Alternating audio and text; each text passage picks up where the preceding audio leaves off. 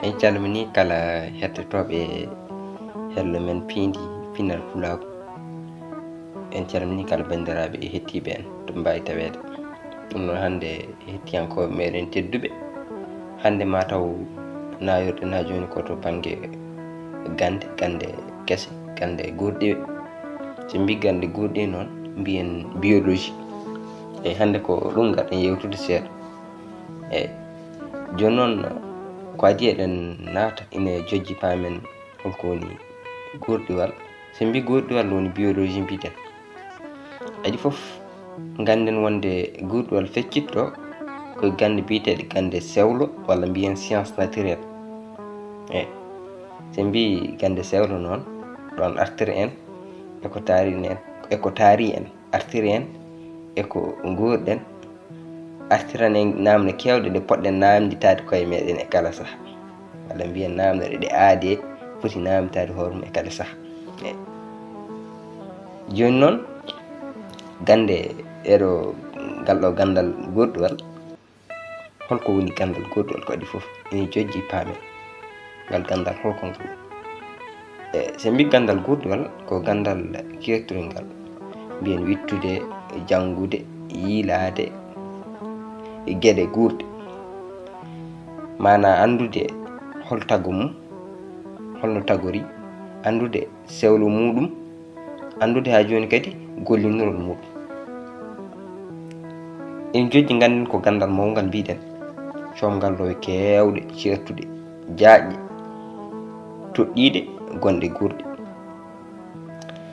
Kala kadi lowre e nder maggal ina fecciti kañumne e nder mum e pecce kewɗe. Won noon ko tagi ngal feccorade hono noon, gati ko ngal janggata ko woni mbiɗen ɗeɗo gonɗe guurɗe ɗe ngal yowiti e mum, ɗe ngal wittata e muɗum, kañum hoore mum ko fecciti e pecce. Ɗum waɗi sa naati e feccere kadi gona kadi feccitade e sertude e lowe goɗɗe, gona e mbiyen e ɗuggiɗinade aɗa ɓeydo yarude won banggue. Ko noon gurdam ɗam sifri.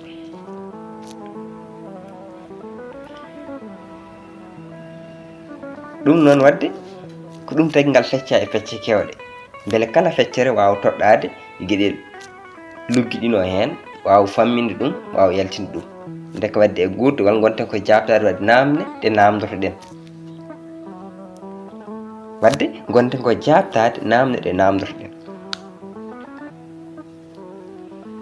Yeru joni enen sen pecci guurɗe joni yeru nde wonno so mbi Guurɗiwal katen kala guurɗe, nde wonno ne woodi ko wurani. So mbi guurɗe noon kokkine yeruji beele e faami holko kalten.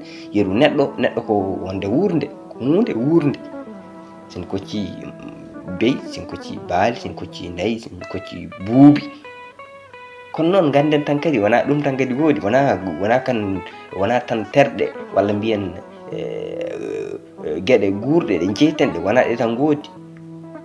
Ne woodi gueɗe goɗɗe guurɗe ɗe jeytaki. Tesko noon najjinneji kalanmi ala, wota awton hakkille ma. Kalanmi ko woodi guurkon gokkon kon ginnira ko tok guurkon walla mbiyen cew guurkon. Ko guurkon ko gandanɗa hoore ma itere mere wawa yirude ɗum ni, ko ma waɗe loydorde walla labtinirde, ko wiyete hande microscopique, ko ɗum wawata yirede. Nde wonno pamɗugol muɗum ina ɓurti ha itere neɗɗo wawa yiide. Nde ko wadde guurɗe ko pecci wadde, ko pecci e lamanteji, ko pecci. Ne woodi guurɗe wadde mawɗe ɗe jeyten ɗe, ne woodi guurɗe goɗɗe ɗe jeytaki, guurkon tokson. Ɗon ina moƴƴi paamen ɗo. Ko wona ɗum ko kadi Guurɗiwal ngal mbiɗen ngal feccito sen kalima. Ira mbiyen Guurɗiwal kulle, taw topti ko kulle e ko abbite muɗum. Ina woodi e Guurɗiwal taw kañum abbiti koye nesuwal, woni nesuwa e ko nandi hen. Mbi nesuwal mbiyen physiologie. Ina woodi kadi cilowal taw abbiti koye anatomie e ko nandi hen, cañgu aade walla cañgu kala wonde wurde holno sañori e ko nandi hen. Cañ mum nder sen kocci tergal, ƴeewen holɗum ko ngal sañi, holɗum ko ngal mahi e ko nandi hen. Ha joni kadi ne woodi gartiwal walla mbiyen artowal, woni génétique, ko gandal toptingal ko fati e sen mbawi wiide mbiyen woni gueɗon toppiti kon ko faate e ronde e ko abbiti hen wona ɗum tan sikki ala kono kampo yowiteɗe en kadi eyi ha joni kadi ina woodi to Guurɗiwal sen limti gasirta ni tan deke wadde ko gandal mawgal jajgal kewgal loowe peccigal e gueɗe kewɗe fawade wadde e holɗum ko ngal janggata e holɗum ko ngal wittata ngal fecciri hono ɗon gotel kala innitire e ko janggata e ko wittata e ko hertori mbiyen joni noon holko woni fandare maggal sikkata fandare maggal ko hono gande ɗe ganduɗen ɗe kala gandal gongal ɗo waɗira ko ngam ɓamtude gurdam aade ko ngam ɓamtude moƴƴinde fewnude eyi sen dokki yeru joni hono ko jogoɗen yiide so Allah jaaɓi e ɗo e yeeso tugnade woni ko abbiti e geñgol tugnade deftere ceerno meɗen tedduɗo Allah junnu gurdam makko moƴƴina battane e golle makko pattam lemɗe waɗi ɗum woni ceerno men Mamadou Salif Mbaye Gallo e deftere makko cowgol kosam ɗingol aade sikala e ɗo yeeso ɗen garta e bindande ko abbite ɗum wadde noon garten koye geñgol gaccen rokki en yeru e won saɗede nde Guurɗiwal arata jabtanade sen dokki saɗede neɗɗo mo wawa rokkude ɓesgu ma mbiyen neɗɗo dimaro mo wawa rokkude ɓesgu ko saɗede holko tagi o wawa rokkude ɓesgu holko tagi o wawa rokkude ɓesgu ɗum ko namdal mawgal potgal namdede